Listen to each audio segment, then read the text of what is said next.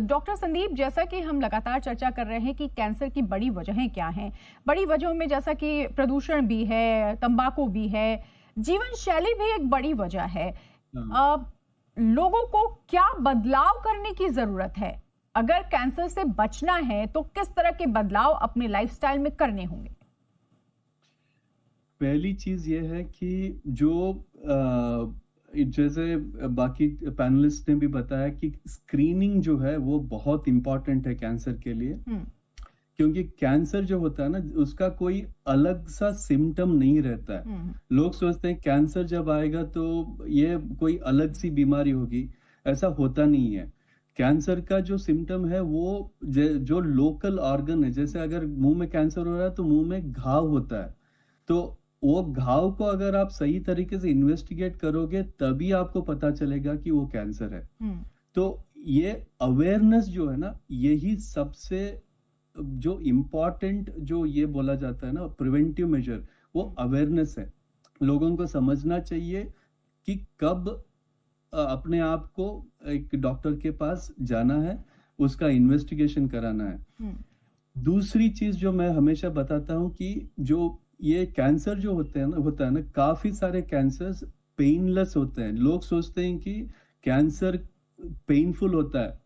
सही में जब तक वो बढ़ के पेन शुरू ना करे वो बहुत देर हो जाता है। जब पेन शुरू होता है तो काफी देर देर के बाद ही पेन शुरू होता है। हम्म। तो इनिशियल स्टेज में कैंसर जो होता है ना वो एक जैसे एक गांठ जैसा होता है, एक जो गिल्टी होता है बस, और कुछ नहीं होता है। तो लोगों को उस टाइम पे ही अपना हेल्थ चेकअप कराना है, उसी टाइम पे हम्म। अपने आप को जो टेस्ट वगैरह करा के डायग्नोसिस कराना है। सो ये बहुत इंपॉर्टेंट है।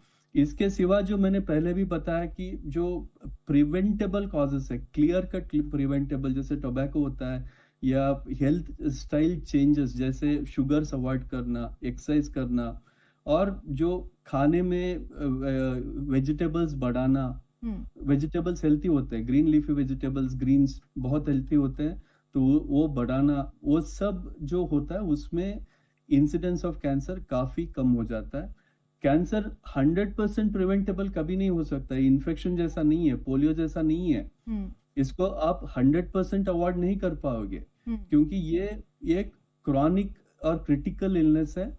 जैसे हार्ट की बीमारी है या न्यूरोलॉजिकल बीमारी है, ऐसी ही है। इसको आप कम कर सकते हो, इंसिडेंस कम कर सकते हो, 100% अवॉइड नहीं कर पाओगे।